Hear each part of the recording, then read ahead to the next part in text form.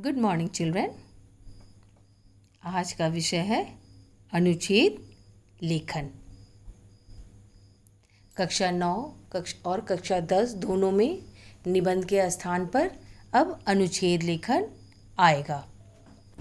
आपके writing section में लेखन कौशल में पहले निबंध 10 मार्क्स के आता था, लेकिन इस बार से पाठ्यक्रम में थोड़ा सा परिवर्तन किया गया है सीबीएसई द्वारा, जिसमें निबंध के स्थान पर अब अनुच्छेद लेखन आएगा। आइए आज हम लोग जानते हैं अनुच्छेद लेखन कैसे करना है, अनुच्छेद लेखन क्या है, इसका अर्थ क्या है, इसके विषय में विस्तृत जानकारी लेते हैं। ठीक है। अनुच्छेद लेखन का अर्थ क्या होता है? अनुच्छेद लेखन का सामान्य अर्थ है किसी एक अत्यंत संक्षिप्त विषय पर अपने भाव और विचार प्रकट करके उसका विस्तार करना। कहने का अर्थ है कि किसी एक भाव या विचार को व्यक्त करने के लिए लिखे गए लघु वाक्य समूह को अनुच्छेद लेखन कहते हैं। अनुच्छेद लेखन किसे कहते हैं? एक भाव या विचार को व्यक्त करने के लिए लिखे गए लघु वाक्य समूह को हम लोग क्या कह सकते हैं? अनुच्छेद लेखन कह सकते हैं। इसका मुख्य कार्य किसी विचार को इस तरह लिखना होता है जिससे सभी वाक्य एक दूसरे से बंधे होते हैं। एक भी वाक्य अनावश्यक और बेकार नहीं होना चाहिए। अनुच्छेद लेखन में इस बात का ध्यान रखना चाहिए क्या लिखते समय, कि एक भी वाक्य अनावश्यक और बेकार नहीं होना चाहिए। अनुच्छेद लेखन एक कला है। निबंध में जहाँ विषय का विस्तृत वर्णन किया जाता है, निबंध में हम लोग क्या करते हैं, कोई भी विषय रहता है तो उसका विस्तृत वर्णन करते हैं। पहले भूमिका लिखते हैं, उसके बाद उसका विस्तार करते हैं और अंत में निष्कर्ष या उपसंहार। लेकिन अनुच्छेद लेखन में यह बात नहीं है। निबंध में जहाँ विषय का विस्तृत वर्णन किया जाता है, वहाँ अनुच्छेद में विषय के प्रमुख बिंदुओं को संक्षेप में लिखा जाता है। अनुच्छेद लेखन में क्या किया जाता है? विषय के प्रमुख बिंदुओं को संक्षेप में लिखा जाता है और अनुच्छेद की भी एक निश्चित शब्द सीमा होती है। और वो शब्द सीमा कितनी होती है? 80 से 100 शब्द। 2-4 कम बेसी शब्द हो सकते हैं, लेकिन हमें निर्धारित शब्द सीमा के अंदर ही क्या करना चाहिए? अनुच्छेद लेखन करना चाहिए। आइए अब जानते हैं कि अनुच्छेद लेखन लिखने के लिए महत्वपूर्ण किन किन बातों का हमें ध्यान रखना ज़रूरी है। भाव पल्लवन या अनुच्छेद लेखन एक कला है। अनुच्छेद लेखन को भाव पल्लवन भी कहते हैं। यह एक कला है। किसी विषय से संबंधित सभी महत्वपूर्ण बातों को कम शब्दों में लिखने के लिए बड़े बुद्धि कौशल की आवश्यकता है। अनुच्छेद लेखन के लिए निम्नलिखित महत्वपूर्ण बातें ध्यान में रखनी आवश्यक है।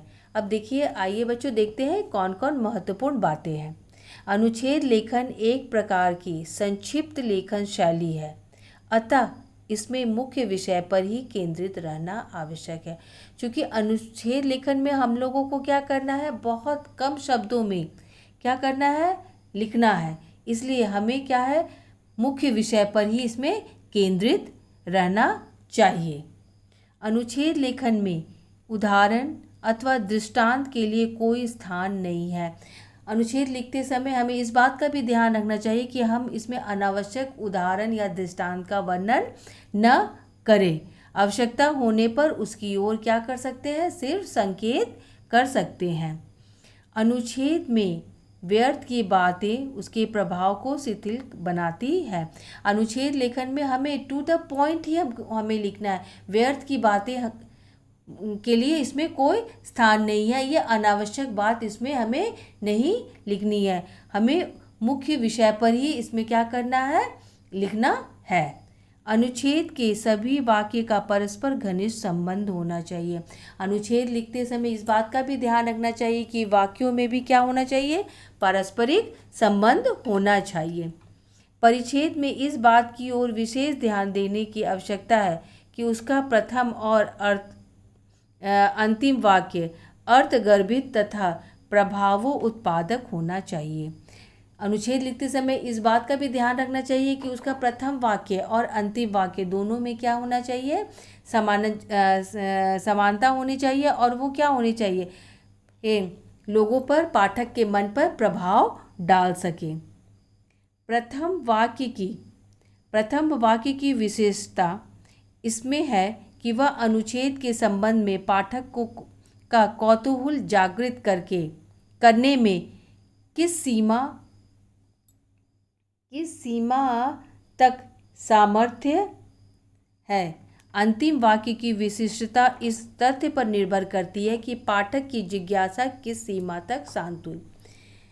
अनुच्छेद लेखन में एक बात का और ध्यान रखना चाहिए कि जब उसके प्रथम पंक्ति को कोई पाठक पढ़े तो उसके मन में क्या हो जाए, एक जिज्ञासा, एक कौतूहल जागृत हो जाए और अंतिम वाक्य पढ़ने पर वो जिज्ञासा समाप्त हो जानी चाहिए। ऐसा न लगे कि वो अनुच्छेद अधूरा है। अनुच्छेद में भाषा की शुद्धता तथा शब्दों के चयन पर विशेष रूप से ध्यान देने की आवश्यकता होती है। मुहावरों तथा लोकोक्तियों का प्रयोग अनुच्छेद को शक्ति प्रदान करता है। किसी भी अनुच्छेद लेखन में मुहावरे और लोकोक्ति का प्रयोग उसे क्या करता है, प्रभावशाली बनाता है। अनुच्छेद लेखन में अनुभूति की प्रधानता अपेक्षित है। अपनी फीलिंग को रखना उसमें क्या है, ज़रूरी है। अनुच्छेद लेखन में परीक्षार्थी को इस बात पर ध्यान रखना चाहिए कि वह अपनी बात को उतने ही शब्दों में बांधने का प्रयत्न करे जितने शब्द प्रश्न पत्र में कहे। सबसे प्रमुख बात क्या है, जितनी शब्द सीमा आपको प्रश्न पत्र में दिया गया है, परीक्षार्थी को उतने ही शब्द सीमा में अनुच्छेद लिखना चाहिए। 2-4 शब्द कम अधिक होना आपत्तिजनक नहीं होता है। 2-4 शब्द कम या अधिक हो सकते हैं। सामान्यतः 100 शब्दों में अनुच्छेद लिखा जाता है। अनुच्छेद सामान्यतः कितने शब्दों में लिखा जाता है, शब्द सीमा इसकी कितनी होती है, 80 से 100 शब्द की।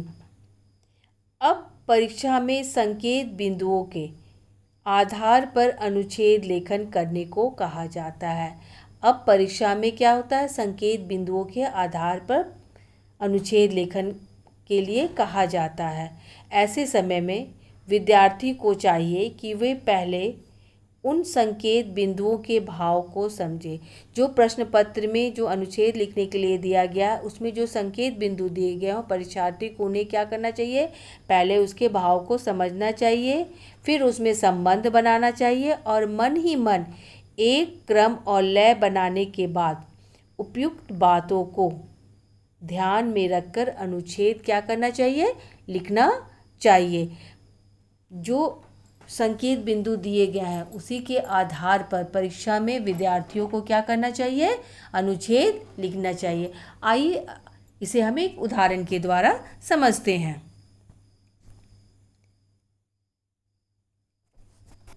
शीर्षक क्या दिया हुआ है,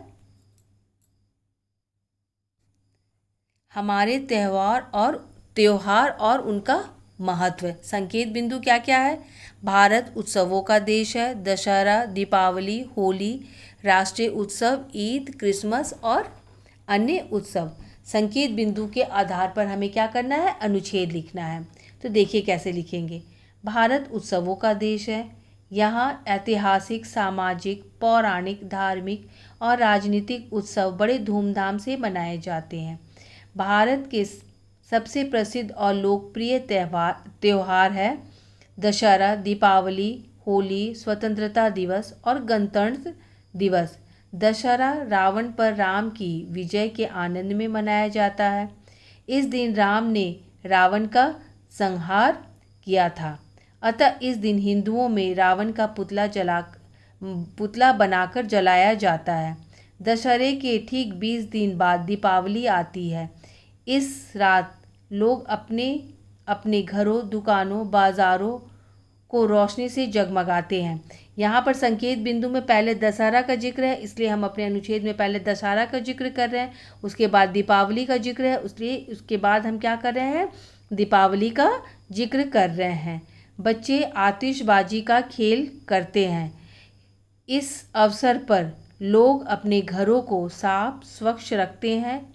उसके बाद दीपावली के बाद होली का जिक्र है, इसलिए फिर हम अपने अनुच्छेद में किसका जिक्र कर रहे हैं, होली का जिक्र कर रहे हैं। होली हिंदुओं का अति मस्त उत्सव है। इस दिन रंगों की वर्षा करके आनंद मनाया जाता है। उसके बाद हमारे राष्ट्रीय उत्सव का जिक्र है, तो इसलिए हम भी अपने अनुच्छेद में फिर उसके बाद अपने राष्ट्रीय उत्सव का जिक्र कर रहे हैं। होली के बाद स्वतंत्रता दिवस और गणतंत्र दिवस हमारे देश की मुक्ति के उत्सव हैं। इन अवसरों पर सरकारी कार्यालयों पर राष्ट्रीय ध्वज फहराए जाते हैं। विभिन्न सांस्कृतिक कार्यक्रम आयोजित किए जाते हैं। ईद और मुहर्रम राष्ट्रीय उत्सव के बाद देखिए ईद और संकेत बिंदु में ईद और क्रिसमस का जिक्र है, इसलिए हम भी अपने अनुच्छेद में फिर क्या करेंगे, उसी अनुसार राष्ट्रीय उत्सव के बाद किसका जिक्र करेंगे, ईद और क्रिसमस का। ईद और मुहर्रम मुसलमानों के धार्मिक त्यौहार है। ईद आत्मशुद्धि और बलिदान भावना की प्रतीक है। ईसाई लोग ईसा मसीह के बलिदान उत्सव को बड़े धूमधाम से मनाते हैं। इनके अतिरिक्त भी भारत में अनेक त्योहार मनाए जाते हैं। जिस तरह संकेत बिंदु दिया गया है, हमें अपने अनुच्छेद में उसी क्रम में क्या करना है, अपने अनुच्छेद को लिखना है, अनुच्छेद लिखना है। उम्मीद है बच्चों आपको अनुच्छेद लेखन समझ में आ गया होगा। इसे आप अपनी कॉपी में संकेत बिंदु के आधार पर लिखिएगा। धन्यवाद।